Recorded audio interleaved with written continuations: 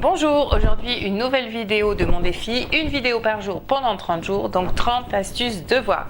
Aujourd'hui je vais vous proposer une petite astuce pour aider son enfant à se motiver, à apprendre, se motiver, à aller toujours plus loin, à aller au bout de ce qu'il a à faire. Et cette astuce, ce sont les défis. Qu'est-ce que j'entends par là? Vous savez, on a tous, petits et grands, ce côté un petit peu winner. Vous savez, on a envie de crier à la fin, yes, j'ai réussi, vous voyez le petit côté comme ça.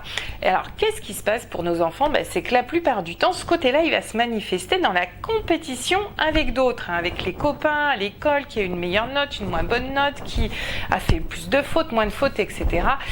Et ça les aide pas du tout à avancer parce que, en fait, ils vont se comparer à des enfants qui n'ont pas du tout les mêmes facilités ou les mêmes difficultés qu'eux.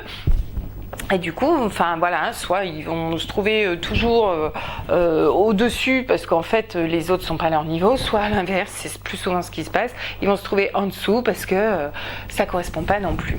Donc la solution par rapport à ça, c'est on oublie la compétition, on oublie les autres et on se fixe des petits défis tout seul, soit personnellement. Donc ça va être des petites choses toutes simples. Alors moi en ce moment je travaille les tables de multiplication avec une jeune que j'aide et le but, on met le chrono, on met le minuteur et en 1 minute elle doit en réciter le plus possible. Donc pour que ça ait un côté défi, que ça ait un côté stimulant, ce qu'on fait, on note chaque jour ses résultats, ses perfs, comme dirait un sportif, et pour lui donner envie d'aller toujours plus loin. Vous savez, c'est un peu le côté de tous ces champions du monde, champions d'Europe, qui vont toujours aller plus loin pour gagner quelques dixièmes de seconde au niveau course, quelques millimètres au niveau saut. C'est toujours ce petit plus qui fait que au final, waouh, on a réussi à courir tout ça, à sauter tout ça, et là on a réussi à apprendre tout ça. Alors, moi, ce que je vous recommande, si vous avez envie d'essayer cette astuce, c'est de commencer par des choses vraiment... comment je pourrais dire? Il faut voir les défis un peu comme un escalier. Il faut vraiment des marches pas trop hautes. Alors, pas trop faciles, parce que si vous donnez quelque chose de trop facile, votre enfant, il va dire « Bah ouais, c'est facile, j'ai réussi ». Il va pas vous prendre au sérieux, puis il va pas avoir ce côté, comme j'ai dit là, le yes, vous voyez. Donc, mais pas trop difficile non plus, parce qu'il va se décourager. Alors moi, ce que je fais, pour être sûre de ne pas me tromper, j'ai toujours une référence par rapport au temps. Vous voyez, là, je vous ai pris l'exemple pour les tables de multiplication. Dans mon travail, dans ma classe, dans mes groupes d'aide, c'est souvent, je travaille la lecture. Donc là, ça va être pareil, le nombre de mots lus à la minute, des choses comme ça, vous voyez. Donc toujours on a un temps de référence, une performance de référence au départ, par exemple 10 multiplications, 20 mots lus, je dis n'importe quoi, on le note. Et comme ça, le but, c'est toujours de s'améliorer. Voilà, comme ça, on est sûr de ne pas se tromper, de ne pas mettre la marche trop haute ou pas assez haute. La première marche, c'est le palier, c'est la référence, elle compte pas trop. Et après, on avance, on chemine comme ça. Alors ça peut être aussi, par exemple, si vous avez l'habitude d'aller sur des sites pour trouver des idées de matériel, des idées de jeux pour travailler pour faire les devoirs avec vos enfants, il arrive peut-être souvent, vous dites ouais mais ça c'est bien quand on est à plusieurs et moi je suis tout seul avec mon enfant, qu'est-ce que je peux faire? Je vous prenais l'exemple des tables de multiplication tout à l'heure où sur un site j'ai trouvé le lynx des multiplications et du coup donc c'est comme le jeu de lynx, donc on a des cartes avec les multiplications et il faut sur le plateau très vite retrouver le résultat.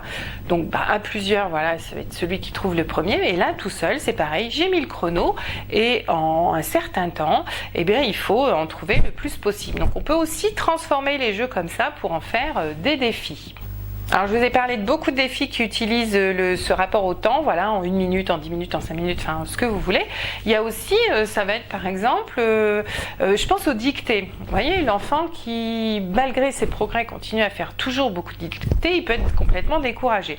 Donc là, ça peut être se dire, tiens, cette fois-ci, dans ma dictée, je ne vais pas faire plus de 10 fautes, pourquoi pas?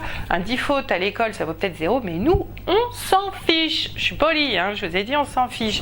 Mais voilà, l'idée, c'est aujourd'hui, dans ta dictée, tu fais pas plus de 10 fautes. T'as réussi? Super. La prochaine fois, ce sera pas plus de 8. Voilà, on descend pas trop, c'est pas mal. La fois d'après, etc., etc. Alors à condition que ce soit toujours travailler la même chose. Par exemple, si vous faites une dictée pour travailler par exemple les accords des verbes ou les S au pluriel, enfin voilà pour les plus jeunes, ou vous savez la règle du ER ou E accent aigu, enfin voilà, je dis ce qui me passe par la tête. On essaye de donner une dictée où il va y avoir beaucoup de cas comme ça, et le lendemain ou la fois d'après on retravaille ça, on retravaille sur la même notion. Je ne sais pas si je suis claire là-dessus, mais voilà, il faut que ce soit des choses comparables. Pour reprendre mon exemple de tout à l'heure, le gars qui fait du saut en hauteur, il ne va pas aller s'amuser à faire des défis au saut en longueur, au 100 mètres ou je ne sais quoi. Donc il faut que ce soit toujours comparable. Voilà, ça c'était ma petite astuce du jour. Vous savez que sur Cap Réussir, mon souhait c'est d'accompagner les parents qui veulent aider leurs enfants à apprendre et réussir. Et c'est pour ça que j'ai mis ce défi en place. Donc je vous retrouve demain pour une nouvelle astuce. En attendant, comme je vous le dis à chaque fois, si vous avez des questions un petit peu plus générales que les devoirs, si vous posez des questions sur les techniques pour apprendre, l'organisation de l'espace de travail, la motivation, etc., je vous invite à télécharger mon guide que je mets ici avec une petite vidéo qui le présente ici pour y voir un petit peu plus clair dans ce monde des devoirs, des apprentissages, des études, etc. Voilà, on se retrouve demain pour une nouvelle astuce. À demain, bye.